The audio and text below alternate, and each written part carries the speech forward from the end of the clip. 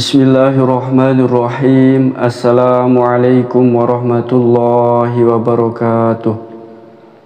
Alhamdulillahi rabbil alamin. Wassalatu wassalamu ala ashrafil anbiya'i wal mursalin Sayyidina wa maulana Muhammadin wa ala alihi wa sahbihi ajma'in. Allahumma salli ala Sayyidina Muhammad wa ala ali Sayyidina Muhammad. Syukur Alhamdulillah kita bisa berjumpa kembali di channel Muhasabah Fiddin. Semoga perjumpaan kita ini dicatat sebagai amal ibadah dan diberkahi oleh Allah Subhanahu wa Ta'ala. Amin ya Rabbal Alamin. Sahabat beriman yang dirahmati Allah Subhanahu wa Ta'ala, memohon ampun dengan membaca kalimat istighfar, yaitu kalimat Astaghfirullahalazim, merupakan kalimat yang dibaca ketika ingin memohon ampunan dosa kepada Allah Subhanahu wa Ta'ala. Manusia merupakan tempatnya salah dan dosa. Tidak ada manusia yang luput dari perbuatan dosa.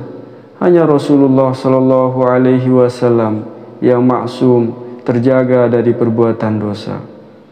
Sebagaimana yang kita ketahui bahwa Allah Subhanahu wa Ta'ala Maha Pemaaf, Maha Pengampun.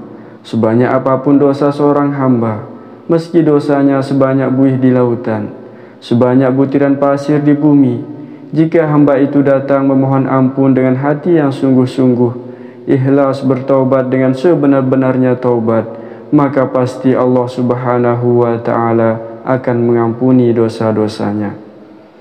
Memohon ampun kepada Allah merupakan perintah dalam Al-Quranul Karim. Sebagaimana firman Allah dalam surat Hud ayat 3, Bismillahirrahmanirrahim, wa anistaghfiru rabbakum thumma tubu ilaihi yumatti'kum mata'an hasana ila ajalin musamma wa yu'ti kulladhi fadlin fadlah wa in tawallaw fa inni akhafu alaikum azaba yaumin kabir. Dan hendaklah kamu memohon ampunan kepada Tuhanmu dan bertobat kepadanya. Niscaya Dia akan memberi kenikmatan yang baik kepadamu sampai waktu yang telah ditentukan.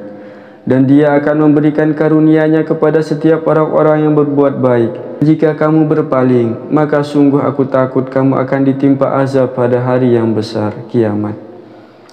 Sahabat beriman yang dirahmati Allah Subhanahu wa Ta'ala, penting untuk kita ketahui bersama bahwa ternyata ada 3 orang, 3 golongan yang istighfarnya ditolak oleh Allah. Meskipun mereka membaca ribuan kali kalimat istighfar, dosanya tidak akan diampuni oleh Allah Subhanahu wa Ta'ala. Kenapa demikian? Padahal Allah itu Maha Pengampun, Allah Maha Pemurah. Sahabat beriman yang dirahmati Allah, istighfar mereka ditolak oleh Allah disebabkan mereka tidak sungguh-sungguh dalam memohon ampunan kepada Allah. Mereka membaca istighfar namun tidak meninggalkan perbuatan dosa tersebut. Bacaan istighfar yang mereka baca hanya sampai sebatas pada lidah mereka, tidak masuk sampai hati mereka. Dan salah satu syarat istighfar supaya diterima oleh Allah Subhanahu wa Ta'ala adalah dengan bertekad, berjanji dengan sungguh-sungguh meninggalkan perbuatan yang diharamkan tersebut. Lantas siapa saja 3 golongan atau 3 orang yang ditolak istighfarnya oleh Allah itu? Yang pertama adalah orang yang menyimpan dan memakan harta yang haram. Sahabat beriman yang dirahmati Allah Subhanahu wa Ta'ala, menyimpan dan memakan harta haram merupakan salah satu sifat tercela dalam Islam. Sifat ini merupakan persamaan dari kata tamak atau rakus. Pada zaman ini, banyak orang yang tidak peduli lagi dari mana mereka mendapatkan harta. Mereka mengumpulkan harta sebanyak-banyaknya, namun dengan cara dan hasil dari perbuatan yang haram. Misalnya uang hasil judi, menipu, mencuri, bahkan korupsi. Dalam sebuah hadis Rasulullah sallallahu alaihi wasallam bersabda, akan datang suatu zaman di mana manusia tidak lagi peduli dari mana mereka mendapatkan harta, apakah dari usaha yang halal atau yang haram. Hadis riwayat Bukhari. Dan ketahuilah bahwa balasan bagi memakan harta haram adalah neraka. Rasulullah Shallallahu Alaihi Wasallam bersabda, "Wahai Ka'ab bin Ujrah, sesungguhnya daging badan yang tumbuh berkembang dari sesuatu yang haram akan berhak dibakar dalam api neraka." Hadis riwayat Tirmizi. Sahabat beriman yang dirahmati Allah Subhanahu wa Ta'ala, apabila rumah, mobil, pakaian, dan makanannya semuanya bersumber dari yang haram, maka walaupun dia membaca istighfar 1000 kali, bacaan istighfarnya ini bisa ditolak oleh Allah Subhanahu wa Ta'ala. Kenapa demikian? Sebab dia masih menyimpan dan memakan makanan yang haram. Selama dia tidak berhenti mengumpulkan harta yang haram dan berhenti memakan makanan yang haram, walaupun dia beristighfar, maka istighfarnya tidak bernilai di mata Allah Subhanahu wa Ta'ala. Yang kedua adalah orang yang memiliki wanita atau laki-laki simpanan zina. Sahabat beriman yang dirahmati Allah Subhanahu wa Ta'ala, melakukan perselingkuhan serta perzinahan merupakan perbuatan yang tercela. Baik laki-laki maupun perempuan yang memiliki simpanan atau berselingkuh, bahkan sampai melakukan perzinahan, ketahuilah bahwa iman seseorang akan keluar ketika melakukan perbuatan keji ini. Sebagaimana disebutkan dalam hadis Rasulullah Shallallahu Alaihi Wasallam bersabda, "Jika seseorang berzina, maka iman itu keluar dari dirinya, seakan-akan di atas kepalanya dapat gumpalan awan. Namun jika dia lepas dari zina, maka iman itu akan kembali kepadanya." Hadis riwayat Abu Dawud. Sahabat beriman yang dirahmati Allah, maka selama orang itu masih memiliki pasangan di luar nikah dan masih melakukan zina, walaupun dia membaca istighfar 1000 kali, maka istighfarnya akan ditolak oleh Allah Subhanahu wa Ta'ala.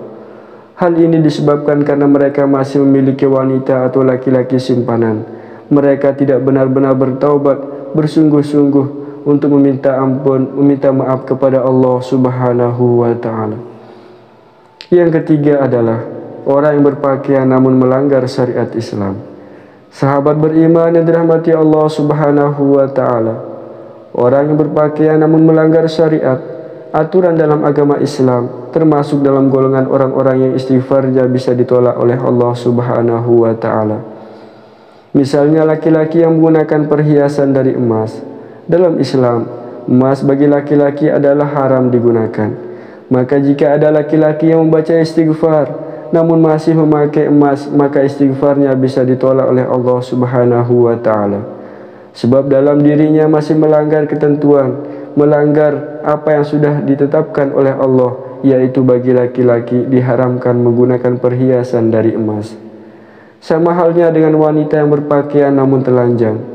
Wanita seperti ini walaupun beristighfar namun masih menggunakan pakaian yang tidak sesuai dengan syariat, yaitu pakaian yang mengumbar auratnya, maka istighfarnya bisa ditolak oleh Allah Subhanahu wa Ta'ala. Itu semua disebabkan karena mereka belum meninggalkan apa yang dilarang oleh Allah Subhanahu wa Ta'ala. Sahabat beriman yang dirahmati Allah, itulah 3 orang, 3 golongan yang ditolak istighfarnya oleh Allah Subhanahu wa Ta'ala. Maka kita berdoa kepada Allah Subhanahu wa Ta'ala, semoga Allah Subhanahu wa Ta'ala menghindarkan kita dari 3 golongan ini, dan semoga Allah mengampuni semua dosa-dosa kita. Amin ya rabbal alamin. Hanya ini yang dapat saya sampaikan, kurang dan lebihnya mohon dimaafkan. Semoga video ini bermanfaat untuk kita semua. Wallahu a'lam. Wassalamualaikum warahmatullahi wabarakatuh.